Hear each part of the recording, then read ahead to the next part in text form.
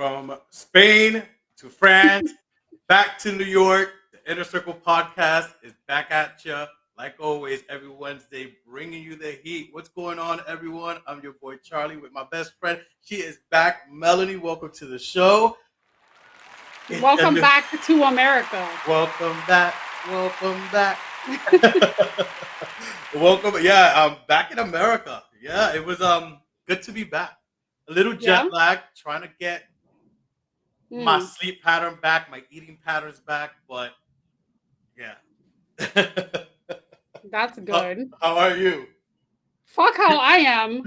How was how was your trip? How was your birthday? First and foremost. The trip was amazing. Again, like it's I didn't think last year's trip would be able like I would be able to top it because last year's trip I describe it as magical. Where'd you go As last always, year? Puerto Vallarta. Remember, Okay, but okay, last year yeah. I swam with the dolphins, and I've Yeah. always that's always been a dream, and That's finally I was able. So I did not think, and even my birthday dinner was by the beach, fireworks. So I did not think last year was be the year before will be able to be top, but that's I like awesome. topping top. Like I like to be top. Wait, no pun intended. Um, that's amazing. I lived vicariously through you while I was dog sitting the whole week. Yeah, I was gonna bring that up. How was it on your auntie duties? It was good. It was fun to bond with my little nephew Gizmo. But basically, my week was fine. It was just very chill. Actually, I worked from home for the most part, and what did I do? I didn't really do much, but I caught up with Our friend, um mutual friend, our yeah. friend Ralph. Other than that, it wasn't as eventful as yours, honey. But I'm glad that you're back and we have things to do this weekend. Yes, we Exciting do. things to We do. do. Although you were supposed to come see Scream with me. I am still. Can we like discuss a day that we can all go? No, I'm going tomorrow. Oh, I can't go tomorrow. I got shit to do. You told me to go on Thursday, so I'm going on Thursday. I was gonna wait till Friday just for Well, you. first of all, are you going by yourself or are you going with I supposed your to go. I babe? was supposed to go by myself, but he's willing. Straight after work, he's gonna go in his scrubs with me. God bless him. That's love because I wouldn't. You know what? Funny story. The one time that I had a long working shift, I decided to go see Avatar with my boyfriend at the time. I was so tired, I fell asleep during the movie. He broke up with me that same night because I fell asleep during the movie. I But then we remember got the back story. together. I do You remember the remember. story. I gotta. Yeah, I remember that story. I'm like, what the fuck? But maybe I don't know. I'll see. Let me know how it is and then I'll think about it. I know you're willing to watch it twice. I am willing to watch it 2 times, 3 times. Last Scream I watched 3 times. Last Scream I did not like, and I saw it with my mom, and we walked out like towards the last 20 minutes of the movie. So we'll see. The only reason, and I'm not gonna be fake, the only reason that I want to see this movie is because it takes place in New In York. New York. When I saw the train station, I was like, it's lit. I need to watch it. Yeah. But yeah, I wouldn't be caught dead watching a Scream movie. No, but yeah, I'm excited to see it. I think being in New York it adds an added element to like, yeah, I have to go see it. But now it's gonna make me fucking think. I'm gonna think. I already saw the memes. Like someone was like, there's a still shot of like the ghost face, and everyone is in the train, and it looks like very busy, and no one's paying attention to him. And they were saying like, "Wow, New Yorkers don't even give a fuck about the ghost face being Yeah, in the train." It's true. We don't. So I should walk around with a ghost face no, don't mask. do that. Please don't. Please don't. But listen, yeah, it's good to be back. It's good even coming back this week to things to look forward to. Things we have the Scream movie coming out because I fucking love Scream. I love horror movies. The new challenge starts today. Dropped. I don't know if you know about that. On Paramount Plus. No, I've been obsessed all week with the whole Bravo Vanderpump Rules scandal. We need to do a bonus episode with We can, Jamie to talk I about will this. sit back and listen because I have besides the I will give you a rundown. I have no idea about Vanderpump, Summer Houses, Ariana, Cheater, this, that. I don't know. I don't know. Lisa Vanderpump is gonna be on tonight at Watch What Happens Live just to discuss everything. I can't wait. But you Normally know I what don't like her, but I like Lisa Vanderpump. But you know what I do know about? For the Love What? of D.I.L.F.S. Yep. I've been hooked on the show. It's on Me too. Alkins. And we had special guest Bobby on a few weeks ago, and it brings us happiness and pleasure to have another contestant from the show on. He's an actor as well. He's on For the Love of D.I.L.F.S. If y'all don't know him, y'all gonna get to know him a little better now. Let's welcome to the podcast, Jeffrey. Hello. Welcome to the show. Yeah. My shirt says, you can't see it, but it says Team Jeffrey. Hey, Team Jeffrey, let's go. Real ones know. If you know, you know. How are you, man? Welcome to the show. Thank you. Thank you for having me. I'm pretty good. It's a pleasure having you. Now, listen, before we start getting into everything, the show and all that, I know you're originally from Boston, right? Yep. Right? So let's talk about that. I know you're a New Yorker now, you're a Harlemite, but tell us what brought you from Boston to New York and everything about you. Let's get to know you. Yeah, no, so I'm originally from Boston, born and raised, and was there until I was 18. Didn't discover I really wanted to be an actor or I wanted to pursue acting as a career until I was 18. I grew up an athlete, and so it was my senior year of high school.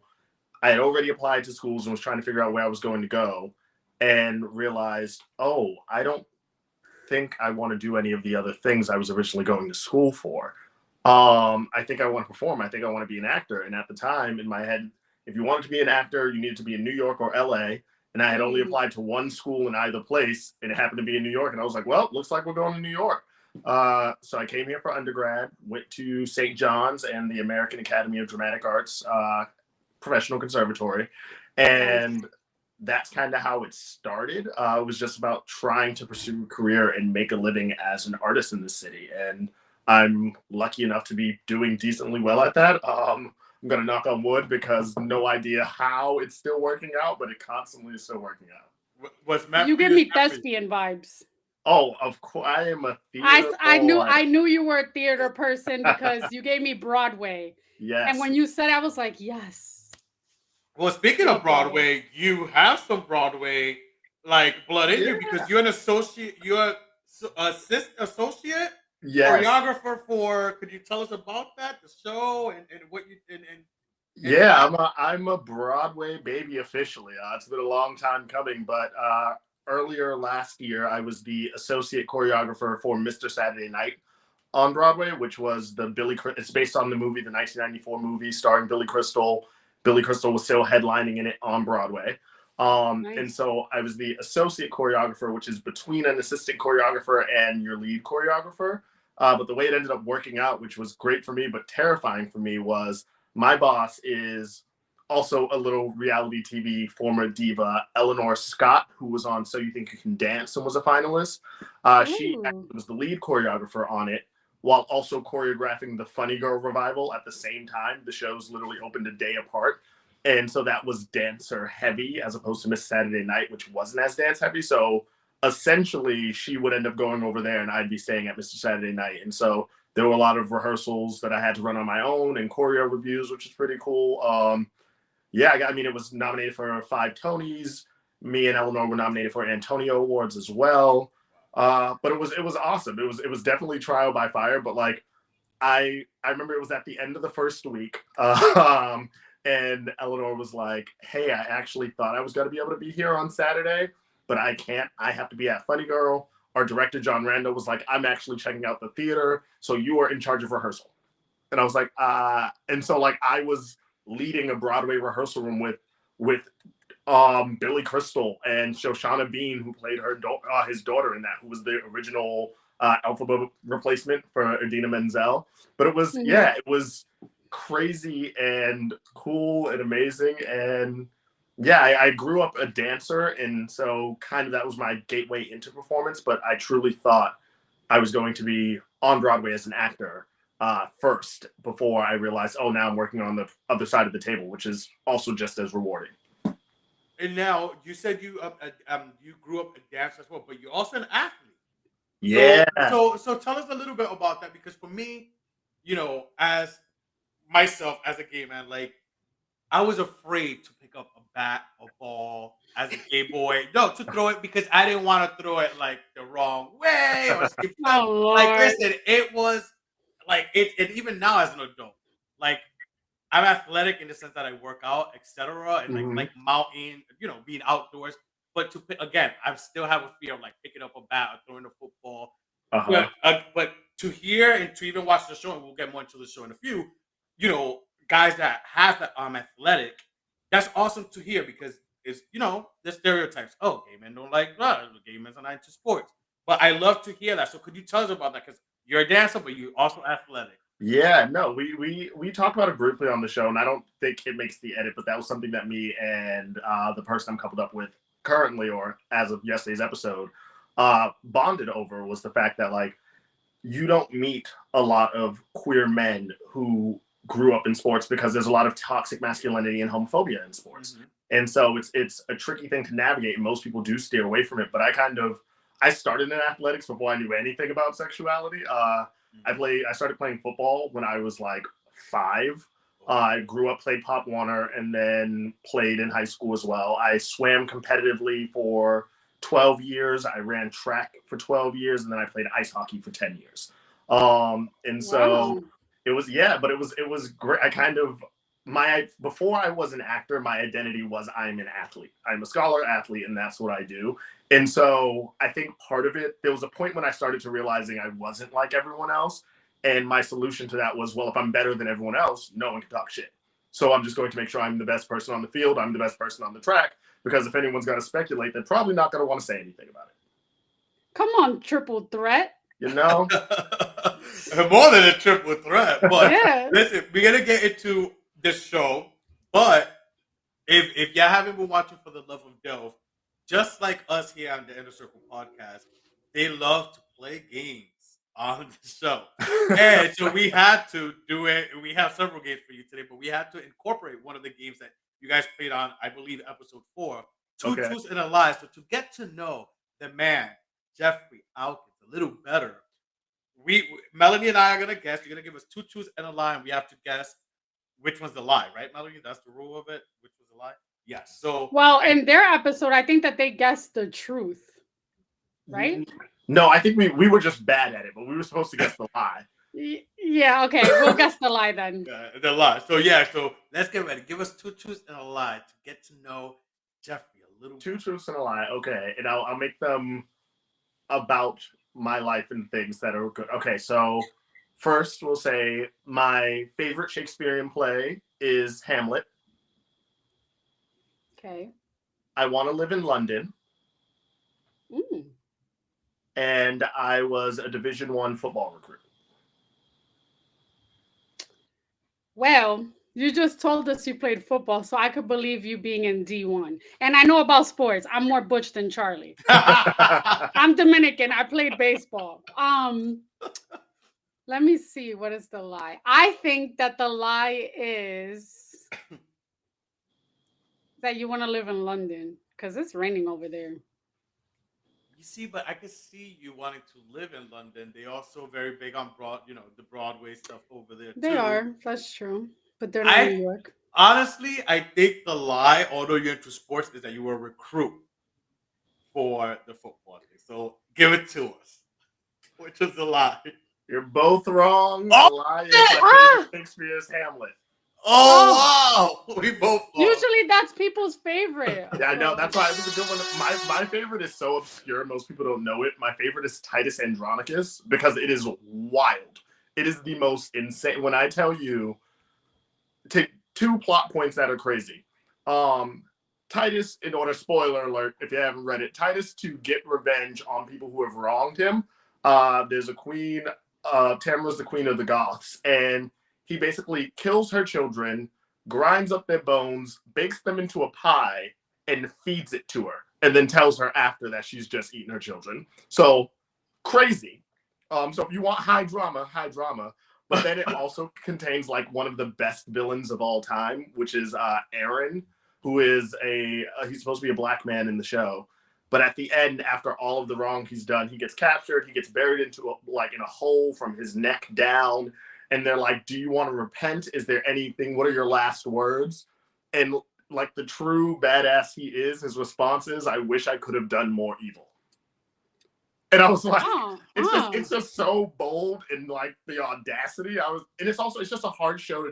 There's so much like blood and gore. I'm a horror nut, that it's such a hard show to do well at stage production, that I'm like, I love it just because I know what it could potentially be, but I haven't done it yet. I love horror. What's your favorite? Really quick, he said horror, so I'm geeking out. What's your favorite horror movie? Ooh. Okay, so I'm gonna go psychological thriller horror throwback. Did you ever see the movie Cry Wolf?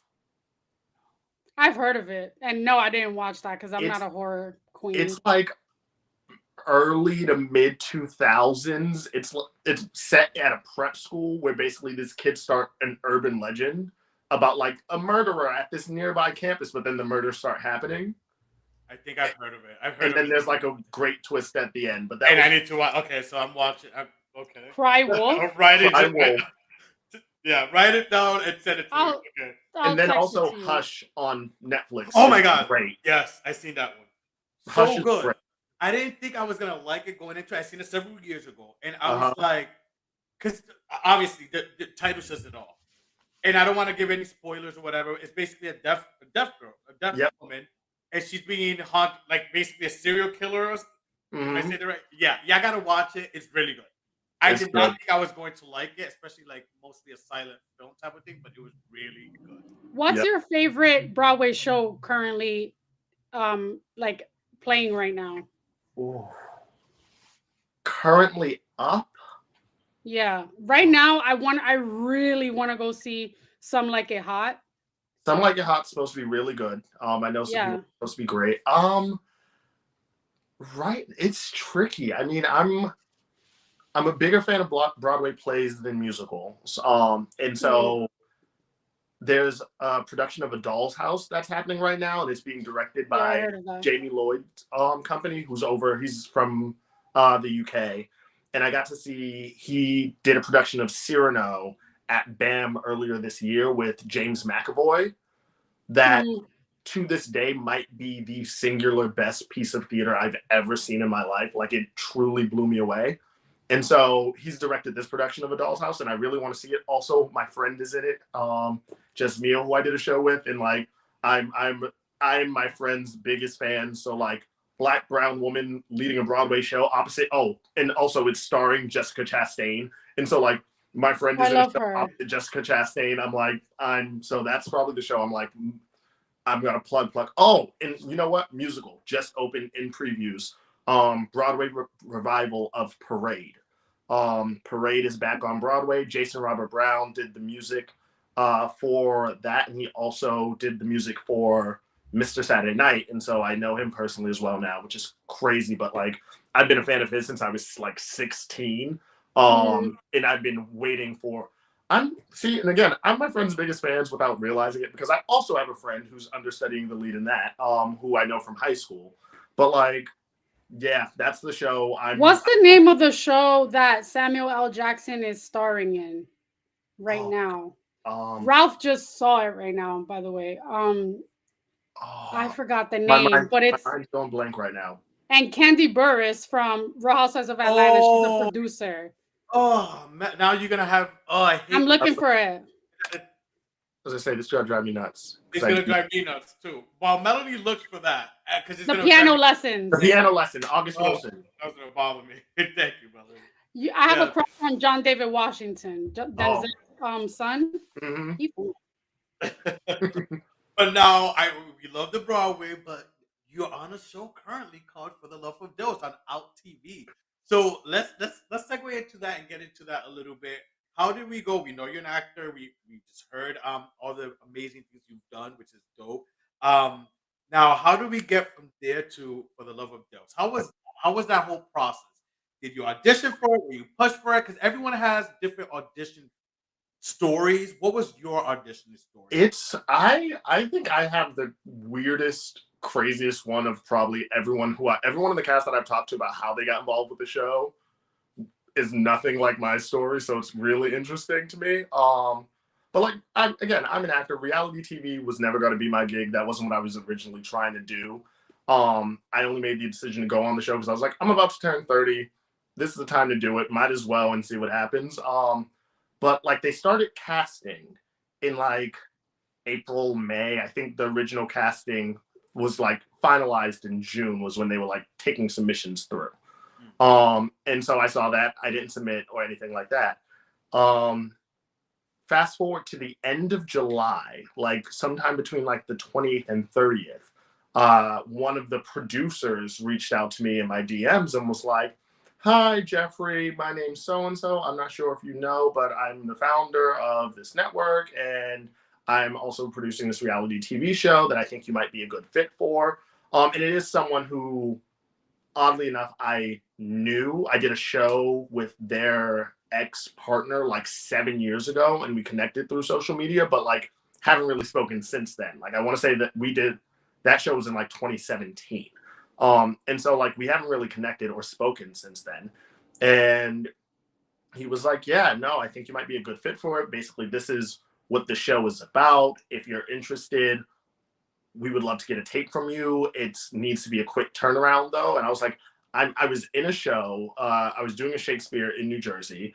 I happened to have the night off, but had plans to see a show at the Classical Theater of Harlem, and was like, "Hey, I can get it to you soon, but like not right now. Is it okay if it's like before tomorrow morning? Because I can make a tape and send it when I get back." They basically wanted a tape from me that was like, what am I looking for in a partner and why I think I'm ready for love. And so I'm a firm believer when it comes to jobs that like it's not a problem. You don't have to really think about it until you book the job. You know, you submit and set yourself for as many possibilities as possible.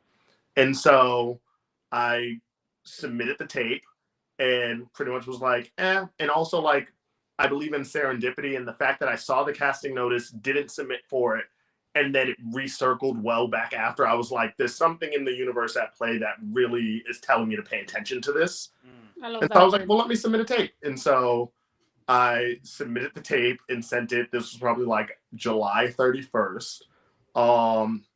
Basically got a phone call on August 2nd from the producers that were like, "Hey, we are interested in you. Producers and network loved your tape. If you're interested, we'd love to send a contract over for you. And let's see if we can do this." And so read through the contract. I kind of just had like 3 questions before I even filmed the tape. I was like, the main one was, when does it film? Because I'm lucky enough to be booked the way I'm booked. And so I was like, I shouldn't waste your time if I can't even do it anyway. And it just happened to fall in, I was finishing a show on August 1st. I was going to be starting rehearsals for my next show mid-September, and it just fell in that window perfectly. And I was like, well, all right, that's kind of a sign. Everything's lining up for me to do it. And so I said, sure, why not? Read through the contract. Everything looked good. It made sense to me. So I was like, why not? Because the only thing that would have stopped me was, I mean, I talked about it on the show briefly, but like the only thing that would have stopped me was the fact that I wasn't out to my family. And I was worried about the way the industry views reality TV. And I was like, all of those reasons are fear-based. And I made a decision a few years ago that I wasn't going to live in fear anymore. And so I was like, we just got to go. We got to leap and see what happens. But what that also means was I was in the worst shape of my life when I was on that show. All of the pandemic weight was still going on. And I knew from when I got the offer and signed the contract to when I had to fly out was less than 2 weeks. Oh, wow. So I literally was like, I have to pack. I have to get my life together. I don't like my body. Here we are. Wow. So that's crazy. That's a good thing. So you were like basically right there. Yeah. Like towards the tail end, while others kind of already knew and stuff. People knew around like Pride. Like I think Bobby knew like Yeah. during Pride. And I'm like, I did not know until well over a month after that. Yeah, Bobby did say he found out during Pride. He found out on Pride when he was in New York, and Beyonce just dropped "Break My Soul." Of course. That's the exact story, though. That's the exact story. Now, okay, so you're on the show. I mean, the show starts. It's basically a dating show for those of you who don't know. It's a little bit like we've described it before. We talked about it. Bobby said it. A little Survivor, and you guys. I never watched Love Island, but as Melanie and Bobby had mentioned before, like a little bit of Survivor / Love Island type Yep. of thing. Mm. So we see the episode one. We see episode the first episode. You was coupled with Mateo. Mateo, Mateo. but episode 2 comes around, and boy, your reaction, like I mean, the face says it all. Matt walks out, and your Face jaw, crack. yeah, your jaw is to the floor. Girl. So it was a switch. Girl, when I tell you, and don't get me wrong, I've gotten to know everyone so well since the show. I love all of the himbos for the most part. But like I went on to the show being like, I'm gonna be open to anything and anyone. I don't really have a physical type, so let's see. But like I said it on the show, I love my men of color. That's primarily like black love is black wealth to me. And so like that was something that was really important to me. But also that like I don't care what anyone says. That like attraction is subjective. Matthew Palmer is objectively fine. That man is fine. Mm. He is. He's I cute. was looking. Did you see his Instagram, Melanie? I was gonna send you his Instagram today. I didn't see his Instagram, but when he walked in, I was like, damn. And you know, as a straight cis woman, Yeah. I was just like, what the fuck is going on in the dating pool, in the straight dating pool? Why can't I find guys like this? Because, but no, he's fine. I was looking through his profile today, and I'm like, He's fine. Oh, I need but to find it. with that being said, though, you know, you there's an attraction to Matt. You start swaying more Matt's way, but as things progress, as we see it, if y'all watching the show, we don't want to give too much away because you have to watch the show. Watch the show. On TV. But things kind of switch. We don't want to give too much away.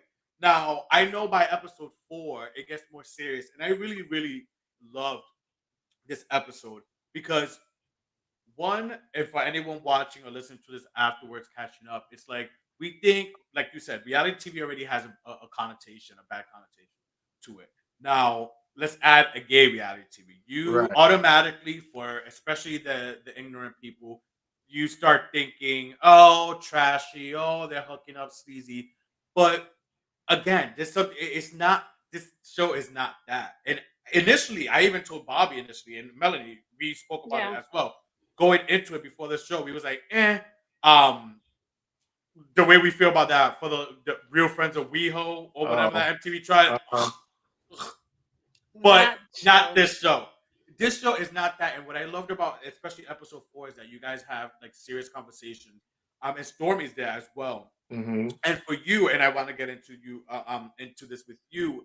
Some of your red flags. You guys were all talking about things that happen and red flags, and people even spoke about being sexually abused when younger, which I love that there was that moment in that episode to show more than what people think.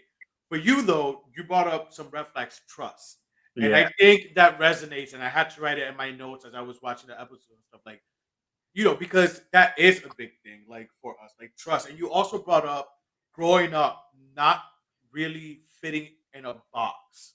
So can we talk about those things? Because I know those are some things that really do affect our community. And again, as I was watching, there were some things that definitely resonated, especially like when you yourself, reflect and brought up trust. So could we talk about that and that journey and how hard it is to navigate with those things, especially in our community? Yeah, for sure. I did not get into my first relationship with a guy until I was in college. And I met this guy, fell head over heels, and was like, this is it. Like, I think I was a sophomore and he was a senior. And we were talking about like plans after graduation, if he was going to move back home, if I was going to go there as well, and where he wanted to go. And we were navigating it. And it was really exciting. And the main thing we really talked about was like trust and communication. I don't know why this is so hard. People truly don't believe me. I'm like, if you tell me anything, we can figure it out. As long as it is open and we communicate. And again, even if figuring it out means that we've decided no longer to move forward, that's fine. But like, there's a lot of steps between that where we can make things work. And so I always tried to keep that door open. Because I didn't want that. I didn't want someone to be in a relationship with me who didn't want to be or who wanted to be with someone else. And he ended up cheating on me with a friend of mine.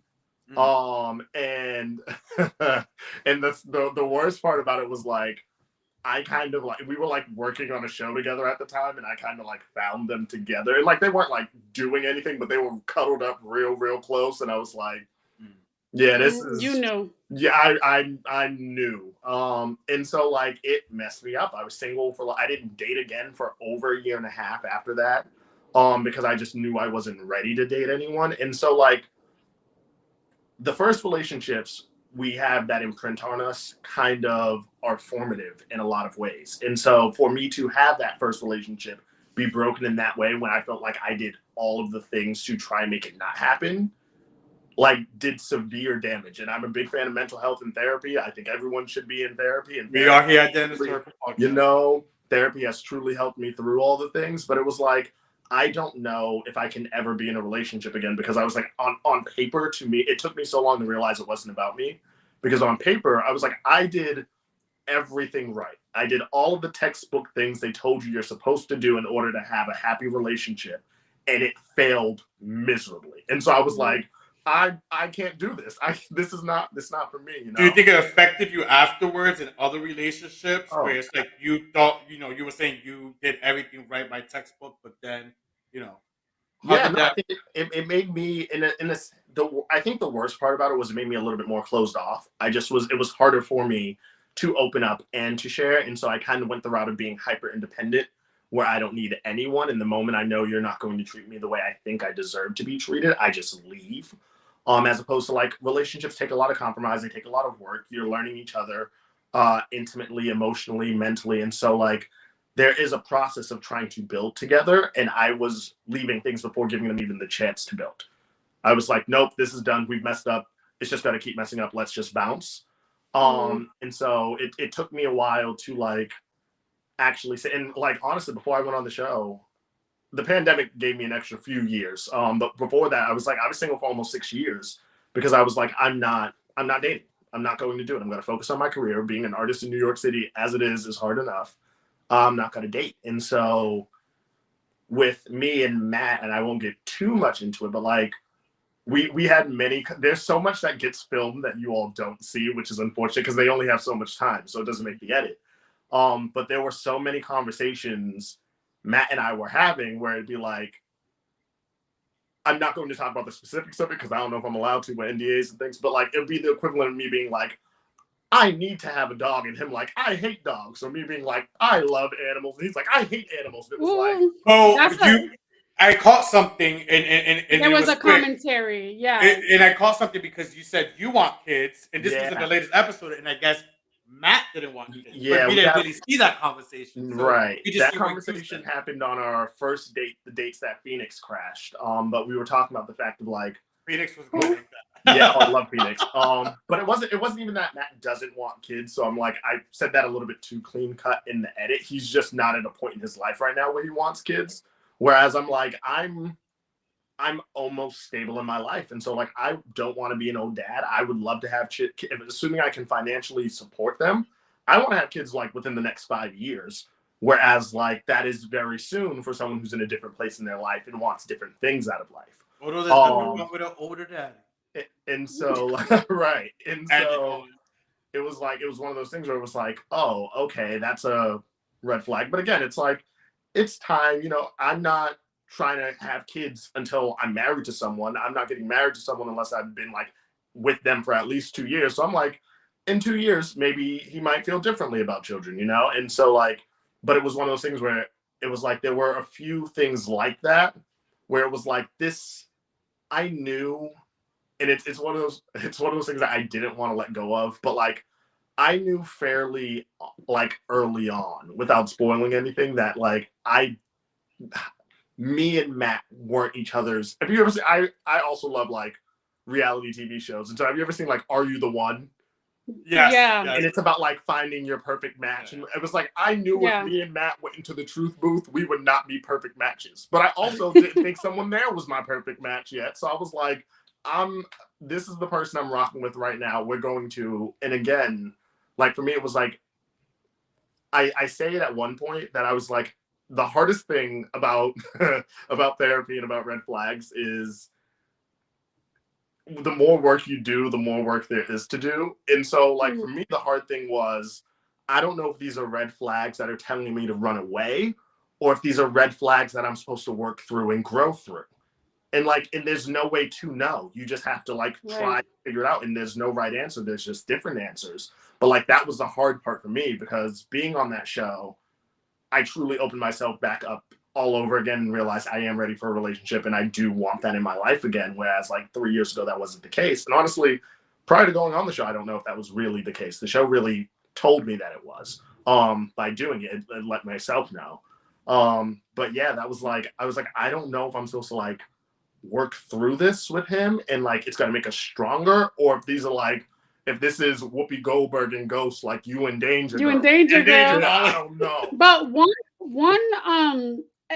example of working through a red flag was when you and Matt initially had the conversation about top versus bottom and verse, and you were willing to meet him halfway, and then his red flag was, I need someone that's verse like me. I can't just have a top.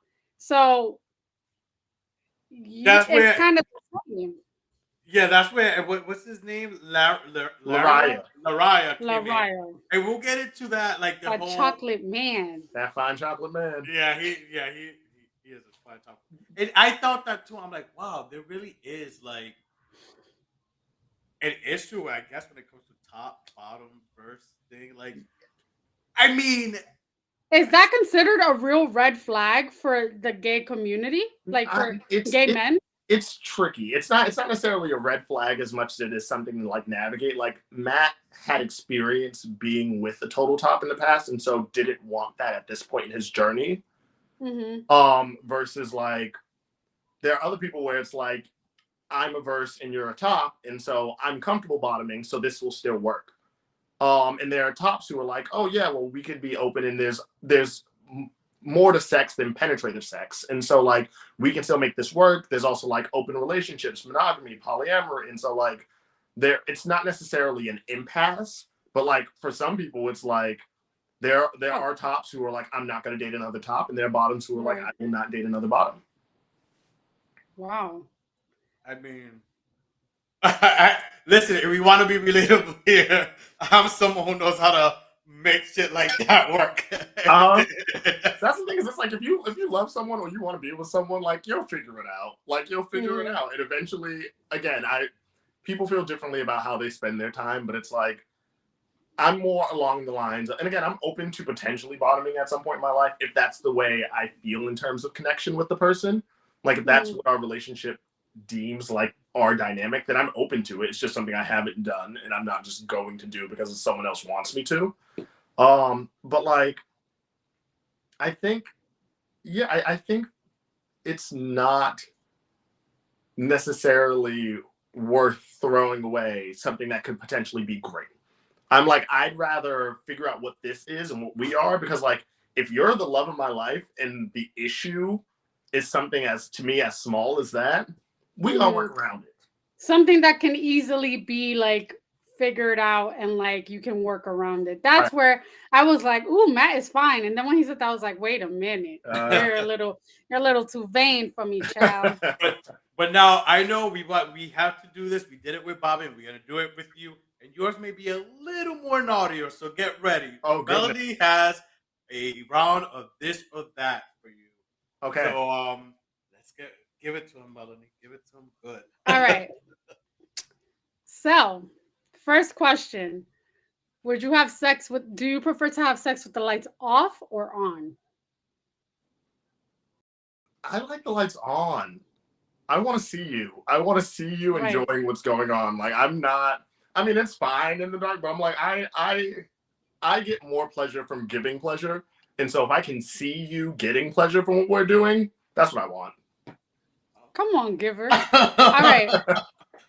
Having sex in front of someone or watch someone have sex in front of you?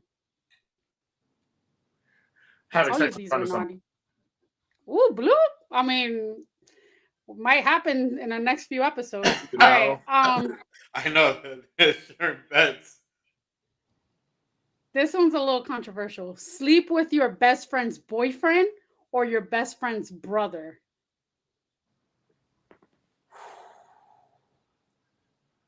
I'm like, this is a weird one for me, only because like my best friend does not have a brother that like I'm close to in that way, so I couldn't use that. But I'm like, my best friend is also a woman, and so like my best friend's boyfriend is like foul and dirty. Like she can't sleep with her brother, so I'll sleep with her brother.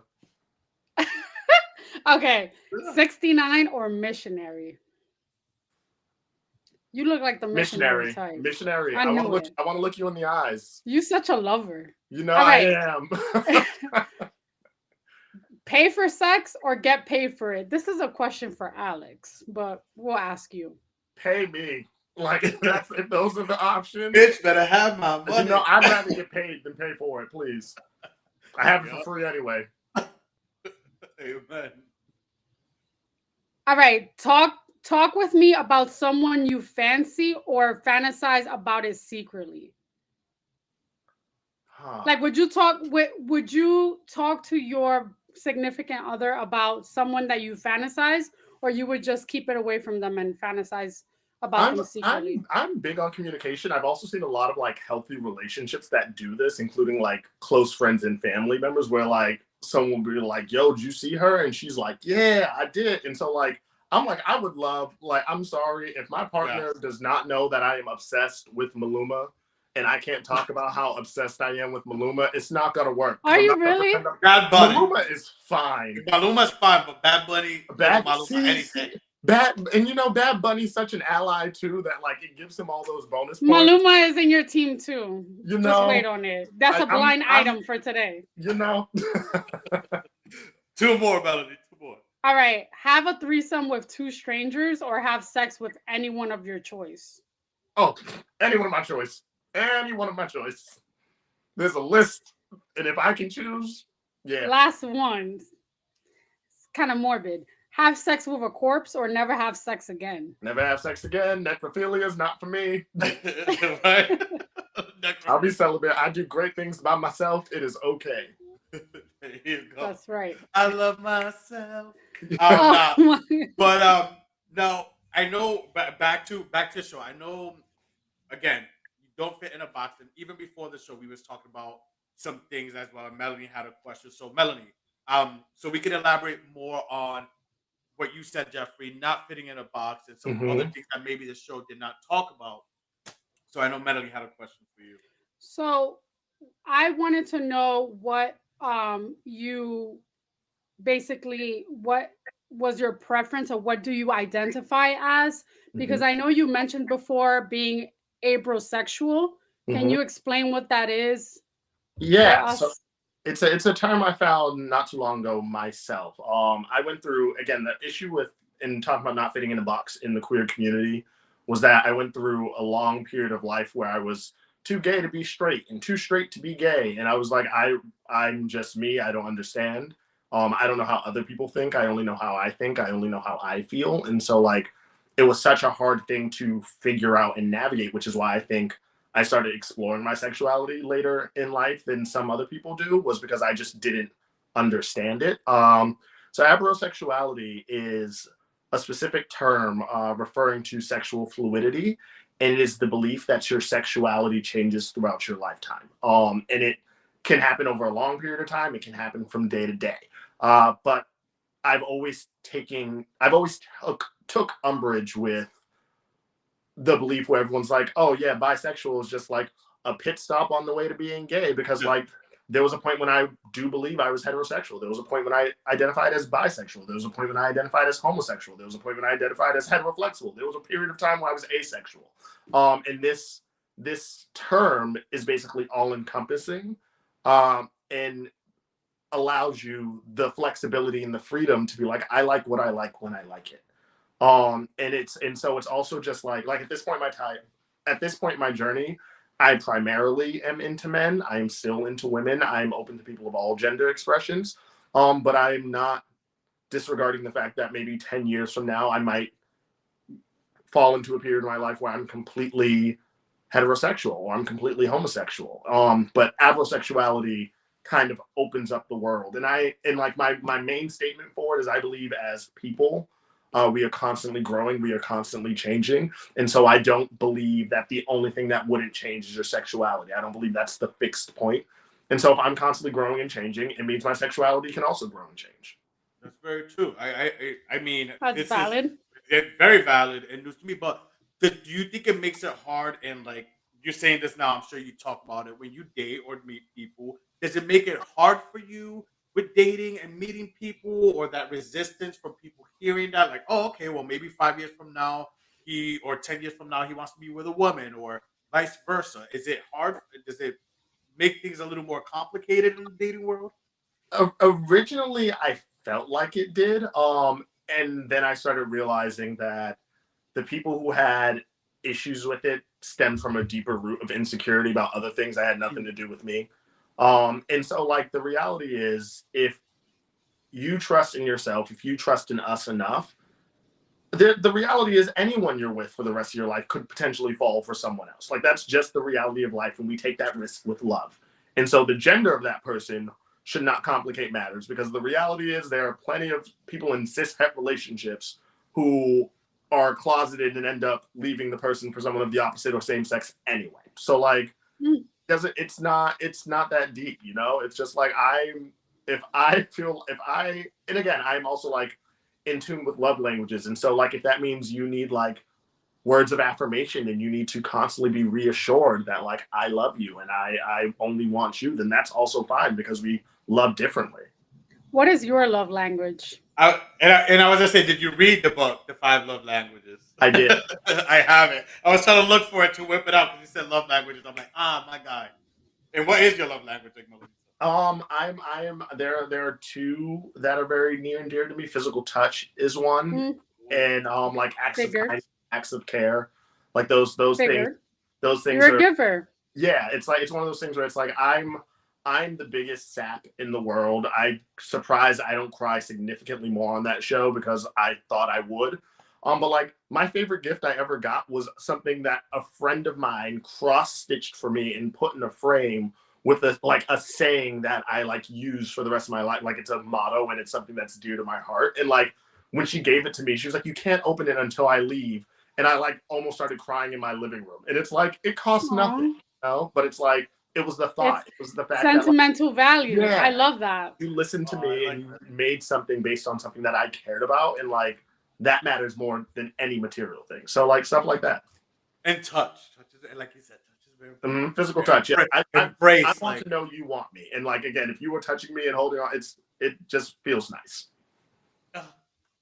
I'm just thinking, so I want you to want me. Come on, Everything's a karaoke. song. Everything's a song today. But so we're gonna get into another game with you real quick. But now we are, for the people not watching, you have to watch. Get Out TV, download Out TV. I mean, $3.99 a month can go wrong. So definitely download it. But we are up to episode 5. There's 8 episodes in this season, and the latest episode just dropped last night. Now, like any reality TV, there's always some drama, and you, Mm, my guy, happen to be Obviously. centered in Mhm. the latest episode drama. Am I the drama? You're No, not. you're You're not. absolutely You're not. You're definitely You not. were just in the crosshairs. So could we? Let's get again. We're not giving too much spoilers because we want you guys to watch it and enjoy it, and not go into it like knowing something. But with this one, it so happens you're in some get into it a little bit with Tokyo, and it all stems from the guy we were talking about earlier, Matt, who's his friend. So without giving too much away, how was that whole experience and in that drama? And is it as intense as we see it on TV? As a viewer, like you lived it. So tell us about that experience and how that all went down. And I'm gonna say it is just, I had someone who was on the show last night DM me and was like, "I forgot how intense it was with you in Tokyo," who was there and present for what actually happened. And I was like, yeah, it was. It's just that. And the thing is, what's crazy is like, it might even have been more intense than we receive on the other end, because like, they edit out things that happen between. And so like, we got like a 2-minute argument of me and Tokyo, where like, me and Tokyo were arguing for more than 2 minutes.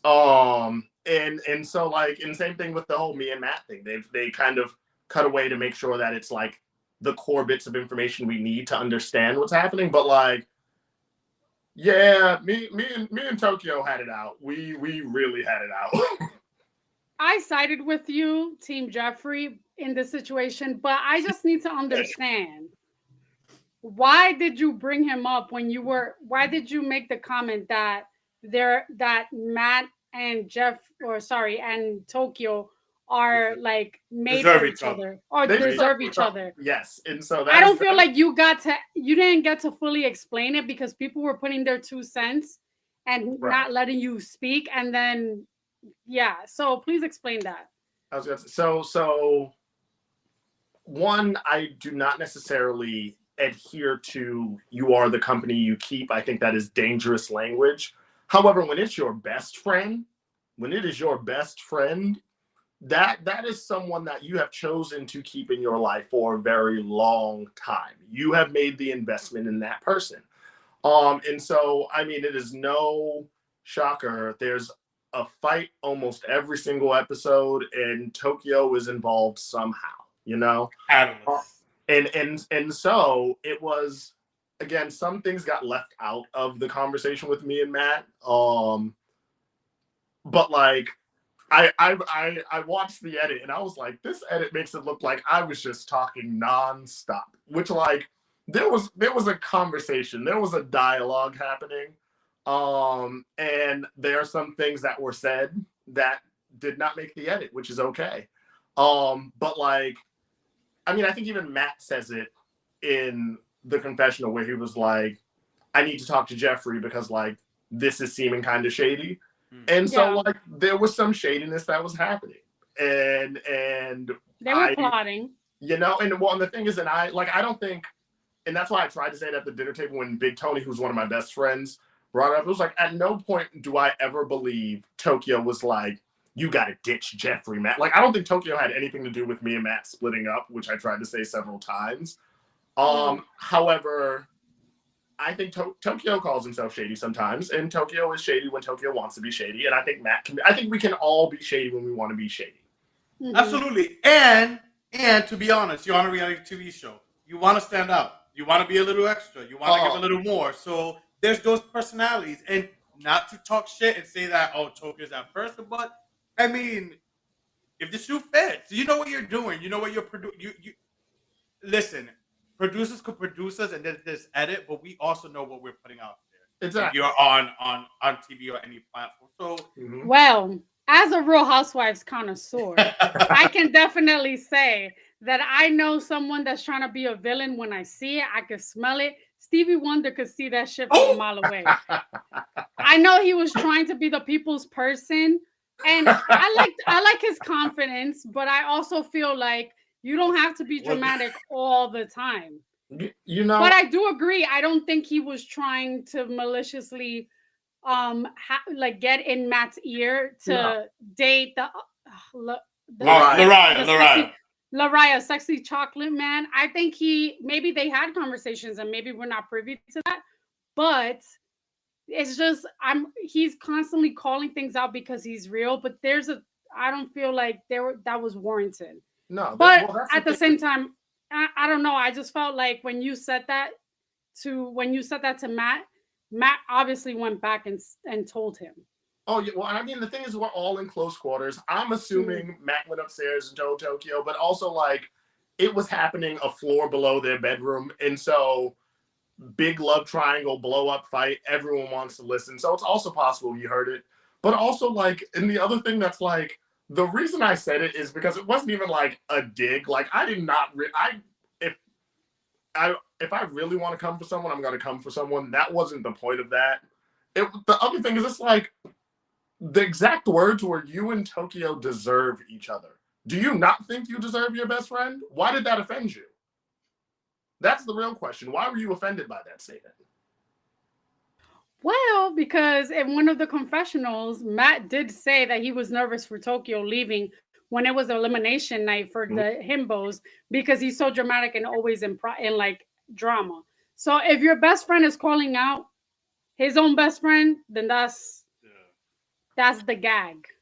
But you know, it's one of those things where it's crazy because like there are some people who I've stayed very close with. There are some people I haven't seen since or spoken to since, and not because there's like any bad Woo. blood, but just like And the that's way for the that after show. happens. But like Hmm. it's the one thing that is crazy about it is it's like it's no one else has been in this microcosm other than us. Like no one else knows what that experience was like in that house all together, sometimes being sleep deprived, anxious because like when I tell you, everyone's always like, oh, so like it was scripted, right? Like they hired you because you were an actor. And I was like, no, I was hired to be me. I at no point did I ever receive a script. At no point was this like, oh, they told you to say that. Like it was not that. But like it turns into this weird pressure cooker and no one else really knows. Like we had no idea what the challenges were going to be. We had no idea the elimination structure. And so every day it was something. There was, I think it was episode 4. I like episode 4, which is probably why I also cry, because after that elimination, when we go into day 4 or episode 4 for the filming, I remember I went to bed just after midnight and woke up at like 4:45 and couldn't go back to sleep, but felt like fully rested. And I realized it was like, oh, this is the most sleep I've gotten since I've been in this house. Because like you don't, and not because they're waking us up super early, but like you're just stressed, so you don't really sleep.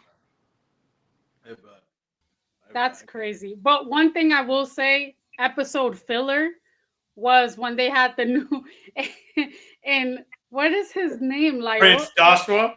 No, she's talking about DeMilo. The new DeMilo that everyone DeMilo, he was episode filler. Let's be alert. real. That's Spoiler when I alert. was like, it's not really a spoiler alert because that was from episode.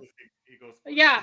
So I did not stream his music, but I will say he came on and really didn't want to be there. Like there was no reason for him to be there. He was very blasé about the whole thing. Well, the thing is, it's like I get that, like, and maybe I don't know, everyone feels differently about things, but like what you're expecting versus what you walk into within a show like this is like fine. But like when we were in the kitchen together and we were talking, it was like there were moments where he was saying all these things about like, I'm not attracted to anyone. I don't really want to compete for love. And I was like, but you what are you auditioned to be on a competition reality show to find love. That like right. It's literally promote his music.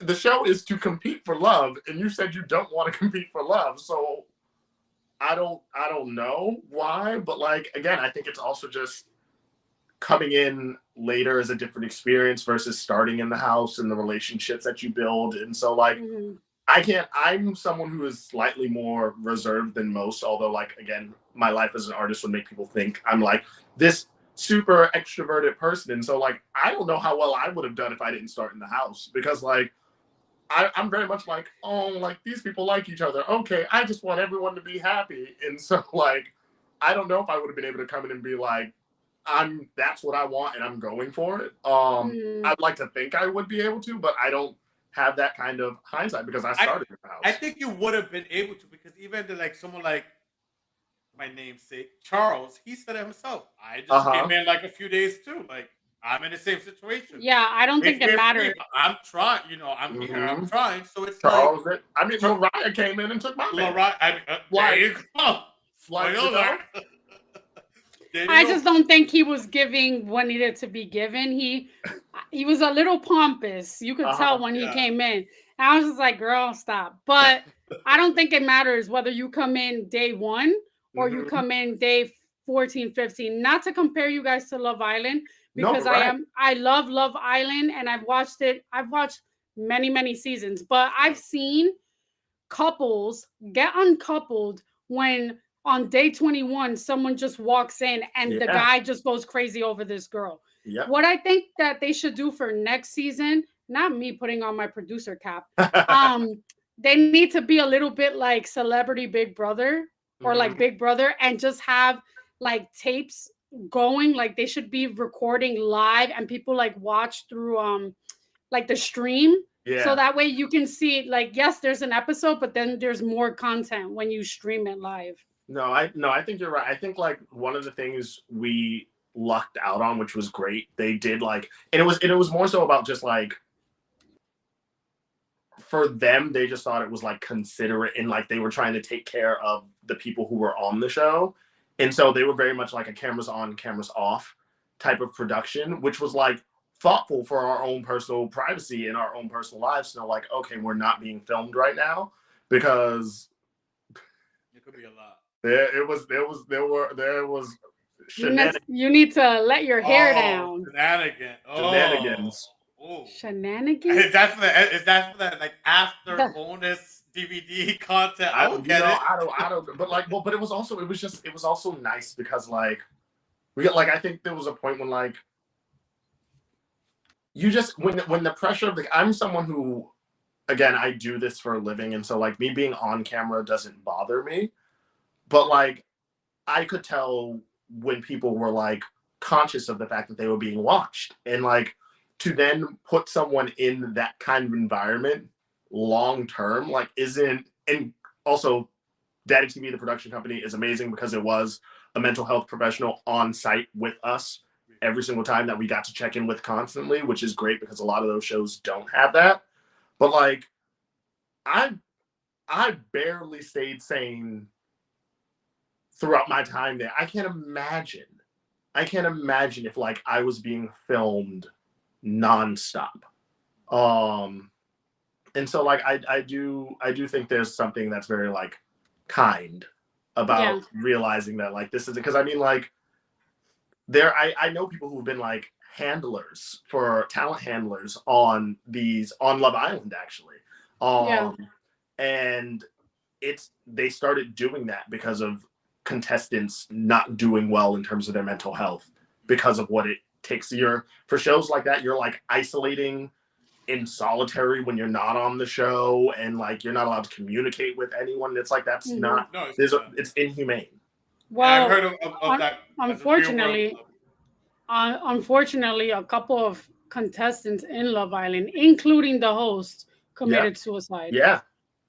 So, well, listen, you're on a dating show, and with dating, there comes, like I said, on your show, there's a lot of games, and in life, there's speed dating. Have you ever? I don't know if anyone's done any speed dating, but we're gonna put this last game, Jeffrey. Okay. A speed dating question. The game is called Speed Round Dating with Jeffrey. We have 10 questions for you. 10.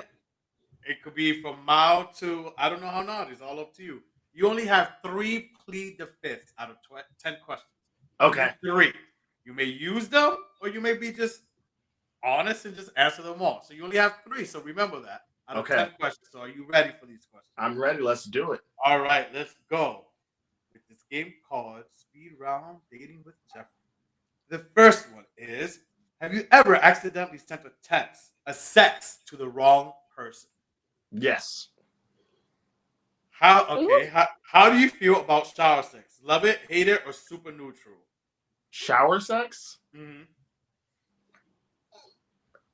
For the most part, hate it. Don't wet my hair. It's just this. No, natural lubricants are great. We don't necessarily need all that other water. All right. What's the most amount of times you've orgasmed in a day?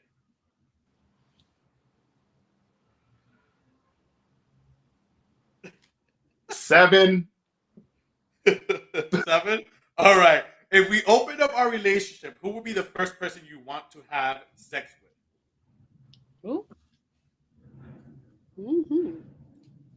Choose wisely. I was gonna say, I think it would end up having to probably be a celebrity if it's going to be like that kind of world. And so I think I'm gonna stick to what I said earlier. And Maluma's very high on that list. So it might be Maluma. Who would be in your dream orgy? How many people? How many people are we counting in that? Well, orgy is more than 4, right? So anything 5 and up? Okay, 5 and up. All right. We'll say Maluma, obviously. You can add contestants. You know, you want to add contestants? It could be whatever, yeah. You know what? Let's do that. We'll do orgy from the cast of the show. Yes. So myself and then 4 other people. Mm-hmm. Throw Matt in there. I will say it's gotta be. It would be Matt, Lariah. Yeah. Chocolate. Nathan. Matt Lariah, Nathan. And you know what? He's a good boy on the show, but I just can imagine. We're gonna throw Tony Cannoli in there as well. Tony. Okay. Oh my god, he's All such right.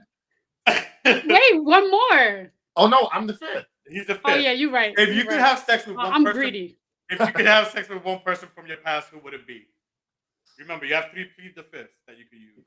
Oh no, I don't mind. I will say this one. I took a 2-week trip to Colombia and met this Venezuelan man who, I shit you not, was like the Venezuelan Jason Momoa. The man was like 6'5".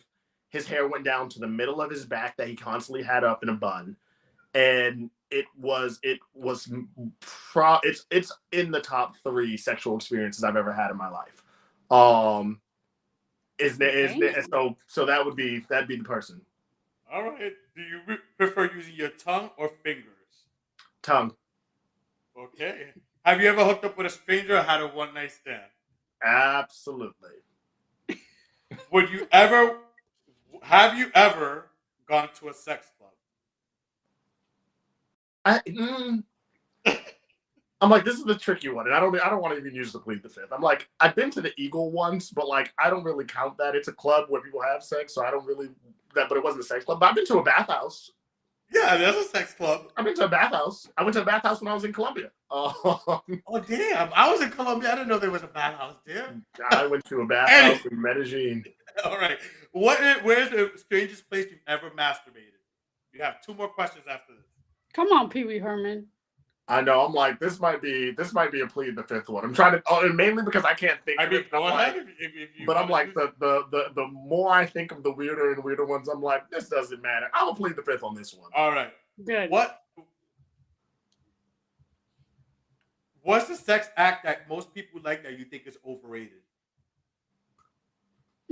I can tell you. You that I think is overrated? That most people. So this is a tricky one because I say on the show I'm orally inclined. I love oral sex, but again, I'm not super into getting head. I like to give head. I like to eat, but I'm not really into getting head. There are people who, and again, there've been some people that I'm like, oh, this is why people love this, but like for the most part, I'm like, eh. All right. And last one, you have not used. Well, you only used one. Plead the fifth. Last one. What's the hottest sex dream you've ever had? The hottest sex dream I ever had?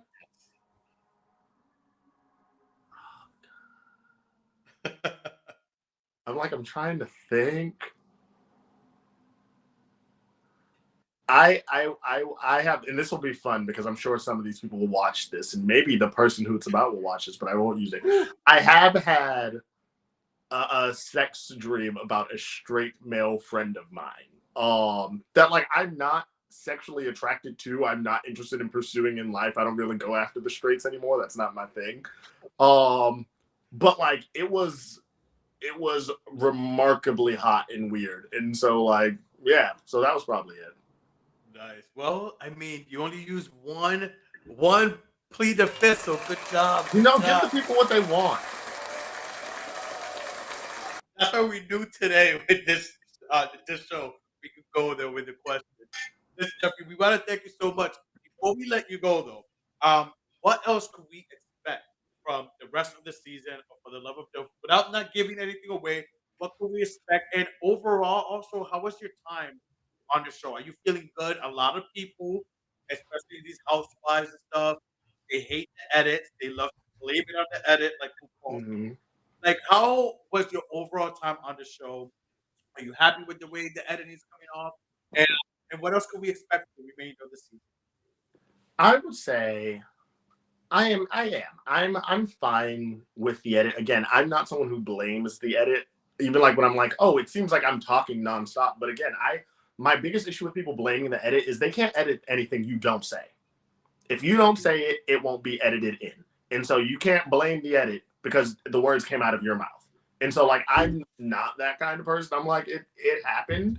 I'm fine with the way I'm being portrayed on the show. I think I tried to go in very honest. I was someone who was actively looking for love and a hopeless romantic who was like, I'm going to be as transparent as possible because in the event that I actually did meet someone, I don't want to have to reintroduce myself to this person when filming's done. So like I want to be myself, and I think I was. And I think that gets shown. I am a sweet hopeless romantic who does not shy away from conflict when it comes to me, you know? And so I'm like, that's what the edit is. And I appreciate it. I love the show so far because again, we don't get to see anyone's confessionals beforehand. So like getting to all of that is like new to us. But also there are things that like if we're not in a scene, we're not necessarily around it. Like for instance, there's a scene on episode 5, not too big of a spoiler, but that the episode starts out with Matt and Lariah in the jacuzzi, and I didn't see that.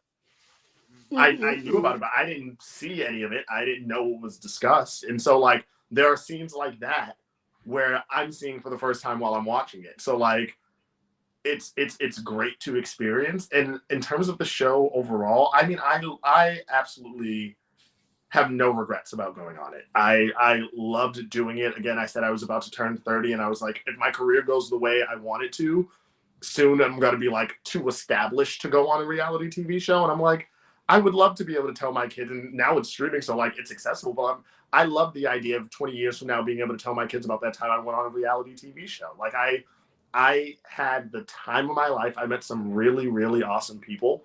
The majority of the people from the cast I still keep in contact with for the most part. And so I'm happy. Now, what to expect? I will say I'm excited because episode 5 was the episode that I was like most excited and nervous for. But I do think episode 6 might be my favorite episode of the season. There again, you never know what to expect. Every single twist and turn is completely different. And so I think, and they get, in my opinion, they get progressively more anxiety riddled and terrifying. And so I think the biggest twists are coming up for you. So I think episode 6 is a great one. And then episode 8 is when we find out what actually happens. So I think we're in the part of the season, you know, if you're talking about a normal like arc, we're in the part where like gas is fully on the pedal and we are speeding through that finish line. The show does not slow down. So it's good. It's really good. And you guys can catch new episodes every Tuesday on Out TV. Definitely get it. And if you haven't watched any episodes, you guys could like it's streaming. You guys could binge. The weekend is coming up. It will be a perfect binge-worthy weekend show to catch up for the remainder of the 3 episodes out every Tuesday on Out TV. Jeffrey, thank you so much for coming on. It's been a pleasure. Before we let you go, this is the part of the show that I love to say, sell yourself like a prostitute in church. So tell the people where we can support you, find you, follow you, all the social medias. Where can we do all that? Yeah, no, I'm not someone who's like an influencer, and so like I would love for you all to follow me and keep engaged with what's going on. My Instagram is Jeffrey_Mark. That's JEFFREY_MARC. Because of the show, I made a TikTok, and I'm releasing exclusive content show related only on my TikTok. That won't be on my Instagram. So follow me at TikTok at JeffreyMarkOfficial. And yeah, usually between those two things, you got to get me, and you got to get some exciting things about my career is constantly busy. Which You're is a busy guy. we were able to make it work. And there are a lot of things coming up that are super exciting for me. So please follow me so I can keep you all involved. We will definitely follow him, and hopefully you come back on the show when more of those things start happening for you and talk about it and share it with us. So Absolutely. thank you so much, Jeffrey, for coming on. We want to thank all you guys for your love and support every week. You know where to find us on Apple, iHeart, Spotify, Google Podcasts, on YouTube. A little subscribe, like goes a long way. It's free. It doesn't cost anything.